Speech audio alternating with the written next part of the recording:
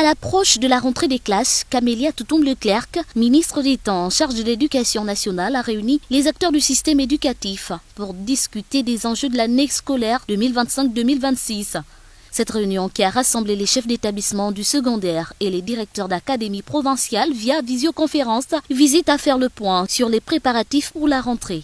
Après avoir échangé avec l'association des parents d'élèves, j'ai tenu à rencontrer les chefs d'établissement du secondaire dans un premier temps, et dans un deuxième temps je vais rencontrer les chefs d'établissement du primaire, et j'étais également connectée grâce au digital avec l'ensemble des directeurs d'académie provinciale et des zones d'académie pour faire le point à quelques jours de la rentrée des classes, des préoccupations et des enjeux de cette rentrée scolaire.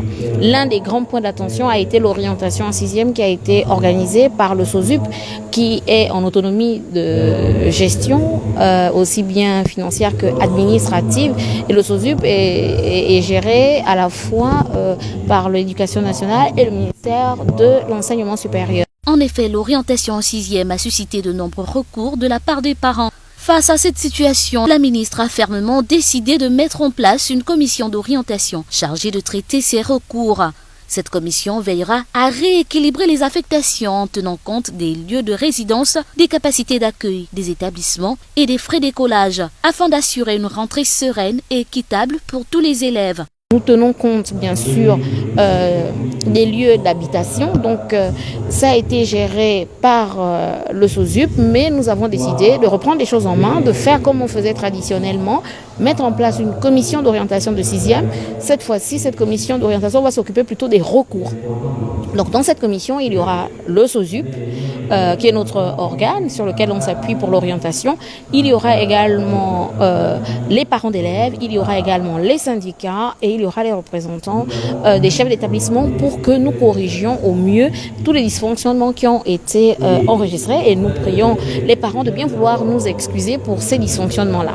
Mais il faut aussi dire aux parents qu'on ne peut pas orienter seulement en fonction du vœu qui a été fait par les parents. Notamment, il y a des parents qui demandent que des établissements spécifiques, où ces établissements-là, il y a une question des critères d'accès de ces enfants-là, il y a la question des frais d'écolage. Le public est là pour accueillir également ces enfants. On ne peut pas envoyer tous les enfants dans les établissements privés ou les établissements confessionnels.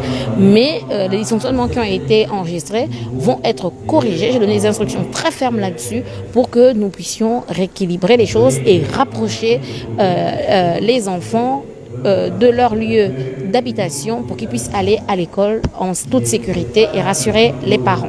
Aussi, la ministre a annoncé les dispositions prises par le chef de l'État, garantissant aux chefs d'établissement des moyens pratiques de fonctionnement dès le début de l'année scolaire. En particulier, un tiers des frais d'écolage sera distribué aux chefs d'établissement pour faciliter l'orientation en 6e.